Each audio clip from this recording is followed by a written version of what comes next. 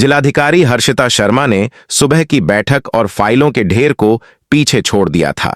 आज वह सरकारी तामझाम से दूर एक आम नागरिक की तरह महसूस करना चाहती थीं। उन्होंने अपनी मां की पुरानी हल्की नीली कॉटन की साड़ी पहनी, जो डीएम की वर्दी से बिल्कुल विपरीत था। उनका एकमात्र मिशन था अपनी छोटी बहन प्रिया के लिए दवाई लाना। प्रिया 17 वर्ष की थी, जो पिछले 2 दिनों से तेज वायरल बुखार से जूझ रही थी। स्कूटी पर पीछे बैठी थी। हर्षिता की आंखों में अपनी बहन के लिए चिंता थी, पर चेहरे पर एक शांत मुस्कान। प्रिया ने कमजोर आवाज में पूछा, दीदी तुम ठीक हो ना? आज तुम खुद स्कूटी चला रही हो। हर्षिता ने स्कूटी स्टार्ट करते हुए कहा, बिल्कुल ठीक मेरी छोटी। ऑफिस की बड़ी गाड़ी में बैठकर शहर देखना और इस स्कूटी पर महसूस करना, दोनों में जमीन आसमान का फर्क है। यह 2 पहियों की आजादी बड़े ओहदे के 4 पहियों वाले बंधन से ज्यादा प्यारी है। उनकी पुरानी नीली स्कूटी, जिसमें कई जगह छोटे मोटे खरोंच थे, शहर की सड़कों पर सरपट दौड़ रही थी। प्रिया ने अपना सिर प्यार से हर्षिता की पीठ पर टिका दिया। दोनों बहनें एक साधारण से रिश्ते की गर्माहट में खोई हुई थीं। शहर के केंद्र के पास एक व्यस्त चौराहे पर यातायात धीमा हो गया। हर्षिता की नजरें एक अस्थायी पुलिस चेक पोस्ट पर पड़ीं। उसका माथा ठनक गया। उन्हें पता था कि ऐसे पोस्ट अक्सर कानून व्यवस्था से ज्यादा अवैध वसूली केंद्र बन जाते हैं। उनकी स्कूटी को एक हवलदार ने रोक लिया। सामने एक इंस्पेक्टर खड़ा था, इंस्पेक्टर विजय राणा। उसका चेहरा हमेशा थका हुआ और आंखें लाल रहती थीं, जैसे वह अक्सर नींद से लड़ता हो। उसकी वर्दी ढीली थी और उसके पेट पर पड़ी बेल्ट इस बात का सबूत थी कि वह अपने आराम को ज्यादा प्राथमिकता देता है। विजय राणा ने बेरुखी से हाथ का इशारा करते हुए कहा, कागजात मैडम जल्द दिखाओ। हर्षिता ने बिना किसी बहस के तुरंत लाइसेंस, रजिस्ट्रेशन और प्रदूषण प्रमाण पत्र उसके हाथ में थमा दिए। सब कुछ वैध था। विजय राणा ने कागजों को एक बार पलटा। जब उसे कोई कमी नहीं मिली तो उसके चेहरे पर निराशा छा गई। वह अपनी हार मानने को तैयार नहीं था। उसने अचानक स्कूटी की हेडलाइट के पास एक मामूली खरोंच पर उंगली रखी। यह क्या है? आपकी हेडलाइट टूटी हुई है, वाहन क्षतिग्रस्त है और यह यातायात नियमों का उल्लंघन है। और सुनो, यह जो तुम्हारा पीछे देखने वाला शीशा थोड़ा ढीला है ना, यह भी गलत है। चालान कटेगा 5,000 रुपए का। हर्षिता ने शांत लेकिन दृढ़ स्वर में जवाब दिया, इंस्पेक्टर साहब, यह केवल एक खरोंच है। हेडलाइट पूरी तरह से काम कर रही है और शीशा सिर्फ थोड़ा ढीला है, टूटा नहीं। आप बिना किसी गंभीर उल्लंघन के इतना बड़ा चालान कैसे काट सकते हैं? प्रिया पीछे से घबराकर बोली, दीदी प्लीज इन्हें जो चाहिए दे दो, मुझे दवा लेनी है, बुखार बढ़ रहा है। प्रिया की यह बात सुनकर विजय राणा के चेहरे पर एक क्रूर मुस्कान आ गई। अरे वाह मैडम, आपकी बहन बीमार है और आप मुझसे बहस कर रही हैं? यह तो और भी बुरी बात है। यह दिख रहा है कि तुम कितनी जिम्मेदार हो। सुनो, लंबी बहस नहीं चाहिए। अभी 3,000 रुपये निकालो। यह जुर्माना न तुम्हारी हेडलाइट के लिए है न शीशे के लिए, यह तुम्हारी तेज जुबान के लिए है। हर्षिता ने अपनी आंखें सिकोड़ दाच लीं। उनके डीएम रहते हुए उनके जिले में इतनी खुली दादागिरी। हर्षिता बोली, इंस्पेक्टर साहब, आप मुझसे सरेआम रिश्वत मांग रहे हैं। यह घोर अपराध है और मैं आपको रिश्वत नहीं दूंगी। विजय राणा का गुस्सा आसमान छू गया। उसकी आंखों में अपमान की आग जल रही थी। एक मामूली सलवार सूट वाली महिला ने उसके अधिकार को चुनौती दी थी। रिश्वत? तेरी इतनी औकात कि तू मुझे रिश्वत का इल्जाम लगाए? लगता है तुमने किसी पुलिस वाले की अकड़ नहीं देखी। चल, अब तेरा चालान 10,000 रुपये का कटेगा और तुम दोनों को यहीं हवालात दिखा दूंगा, ताकि तुम्हें पता चले कि पुलिस से पंगा लेने का क्या अंजाम होता है। हर्षिता ने कठोरता से कहा, आप गलत कर रहे हैं इंस्पेक्टर। मुझे लगता है कि आपको अपने उच्च अधिकारियों से, इससे पहले कि वह अपनी बात पूरी करती, विजय राणा ने अपना हाथ उठाया और पूरी ताकत से हर्षिता के गाल पर थप्पड़ जड़ दिया। थप्पड़ की आवाज सुनकर सड़क पर कुछ लोग रुक गए। मुझे सिखाएगी? तुझे पुलिस के काम में बाधा डालने के जुर्म में गिरफ्तार करता हूं। प्रिया ने रोते हुए विरोध किया। वह स्कूटी से उतरकर अपनी दीदी के सामने खड़ी हो गई। दीदी को हाथ मत लगाओ, उनका कोई कसूर नहीं है। मैं बीमार हूं, हमें जाने दो। विजय राणा को लगा कि यह लड़की भी उसे चुनौती दे रही है। उसने बिना कोई रहम दिखाए प्रिया को भी गाल पर थप्पड़ मारा। तू भी बकवास करती है। सिपाही, इन दोनों को गिरफ्तार करो और इनका मोबाइल जब्त कर लो। इन पर सरकारी कर्मचारी पर हमला और जबरन वसूली का झूठा आरोप लगाने का मुकदमा दर्ज करो। इन दोनों को रात भर हवालात में बंद करो, इनका सारा नशा उतर जाएगा। हर्षिता के गाल और होंठ पर चोट लगी थी। खून का हल्का स्वाद उन्हें महसूस हुआ। प्रिया सदमे में थी और उनका बुखार तेजी से बढ़ रहा था। दोनों को जबरदस्ती पुलिस वैन में धकेला गया। हर्षिता और प्रिया को सीधे थाने ले जाकर लॉकअप में बंद कर दिया गया। हवालात गंदी, सीलन भरी थी और हवा में उपेक्षा की बू आ रही थी। प्रिया एक कोने में सिकुड़ दाटकर बैठ गई और रोने लगी। दीदी, यह हमने क्या कर दिया? अब क्या होगा? वे हमें जाने नहीं देंगे। मुझे बहुत डर लग रहा है और मेरा बुखार। हर्षिता ने प्रिया को कसकर गले लगा लिया। उनके अपने गाल पर दर्द हो रहा था, लेकिन उनका सारा ध्यान प्रिया को दिलासा देने पर था। शांत हो जाओ मेरी बच्ची, वे हमें नहीं रखेंगे। हम यहां इसलिए आए हैं ताकि इस गंदगी को हमेशा के लिए साफ कर सकें।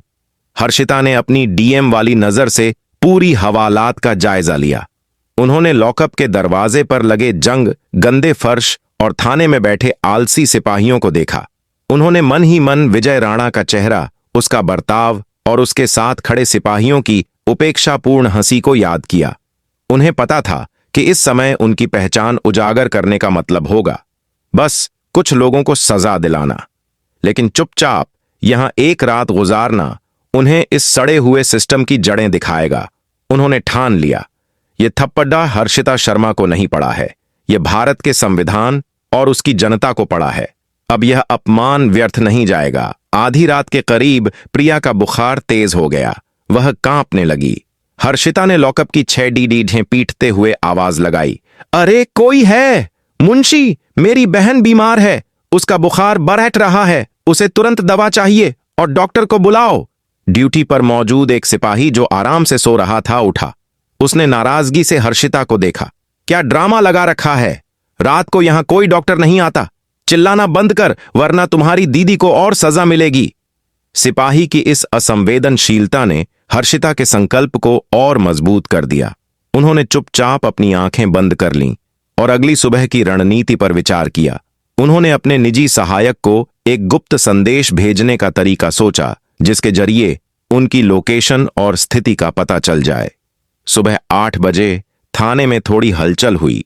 विजय राणा अपनी कुर्सी पर शान से बैठा था, मुंशी के साथ चाय पी रहा था। मुंशी ने विजय राणा से हंसते हुए कहा, इंस्पेक्टर साहब, कल रात तो आपने मजा ले लिया। वह मैडम और उनकी बहन सुबह तक अकड़ भूल चुकी होंगी। अब 5,000 रुपए की मांग करेंगे, तब जाकर इनकी जमानत होगी। विजय राणा ने अहंकार से मुस्कुराया। हाँ, यह जरूरी था। हर कोई खुद को कलेक्टर समझता है, लेकिन यहां का कलेक्टर मैं हूं। तभी लॉकअप के पास से हर्षिता की आवाज आई। वह अब घबराई हुई नहीं थी, बल्कि उनकी आवाज में वो कड़क, तीक्ष्ण, आधिकारिक टोन थी जो केवल डीएम की हो सकती थी। इंस्पेक्टर विजय राणा, मैं तुम्हें सुबह के 9 बजे तक का समय देती हूं। तुम मुझे और मेरी बहन को बिना शर्त सम्मान के साथ रिहा करो, माफी मांगो और मेरे सामने घुटने टेको। अगर 9:01 भी हुआ तो तुम्हें अपने पूरे करियर का पछतावा होगा। राणा ने ठहाका लगाया। अरे वाह, यह लड़की अब भी ड्रामा कर रही है। मुंशी, जाओ और उसे 5,000 रुपये लेकर आओ। मुंशी लॉकअप के पास पहुंचा। हर्षिता ने उसे एक भयानक दृष्टि से देखा। उन्होंने अपनी आंखें सिकोड़ लीं। मुंशी जी, अगर तुम 9 बजे से पहले इंस्पेक्टर राणा को नहीं बताते हो कि मैं जिले की डीएम हूं, तो तुम भी सस्पेंड होगे। अब यह फैसला तुम्हारा है। मुंशी कांप उठा। उस आवाज में एक अनजानी सख्ती थी जो उसे अंदर तक डरा गई। उसने झट से विजय राणा को धीरे से फुसफुसाते हुए बताया, सर, मुझे लगता है यह महिला कुछ अलग है। इसकी आंखें बहुत तेज हैं और इसकी बात करने का तरीका। राणा ने चिल्लाकर कहा, बकवास बंद कर। ठीक 9 बजे हर्षिता ने एक गहरी सांस ली। उन्होंने जेल की छड़ों से आवाज लगाई, ये रहा मेरा अंतिम आदेश। इंस्पेक्टर विजय राणा, अब तुम्हारी बर्बादी का समय शुरू होता है। 9:05 पर थाने के बाहर सायरन की आवाज गूंजी। एक नहीं बल्कि 4 सरकारी गाड़ियां आईं। जिले के एसपी, पुलिस अधीक्षक और एडीएम, अतिरिक्त जिलाधिकारी अपने पूरे दल बल के साथ थाने के दरवाजे पर खड़े थे। दरअसल हर्षिता के निजी सहायक ने उन्हें स्कूटी चलाते समय ही उनकी डीएम कार के जीपीएस ट्रैकर के बंद होने की सूचना दी थी। सुबह जब डीएम साहिबा ने ऑफिस फोन का जवाब नहीं दिया तो एडीएम और एसपी को अनहोनी की आशंका हुई और वे जांच के लिए निकले। उन्हें हर्षिता की स्कूटी की पहचान और लोकेशन मिली, जो सीधे इस थाने को दिखा रही थी। एसपी ने गुस्से से गरजते हुए विजय राणा को देखा। इंस्पेक्टर राणा, तुमने क्या किया है? तुम्हारी इतनी हिम्मत? राणा हकलाते हुए सफाई देने को बढ़ा। सर, ये एक लफंगी है। इसने सरकारी काम में बाधा डाली और रिश्वत का झूठा इल्जाम लगाया सर। तभी एसपी सीधे लॉकअप की तरफ बढ़े और वहां खड़ी हर्षिता को देखा। उनके गाल पर थप्पड़ का निशान साफ दिख रहा था। एसपी ने चिल्लाकर कहा, राणा, जिनके बारे में तुम बकवास कर रहे हो वह जिले की डीएम हर्षिता शर्मा हैं। थाने में सन्नाटा छा गया। विजय राणा का चेहरा सफेद पड़ गया। उसका अहंकार, उसकी अकड़ सब एक पल में रेत की तरह बिखर गए। वह वहीं कुर्सी पर धम्म से गिर पड़ा।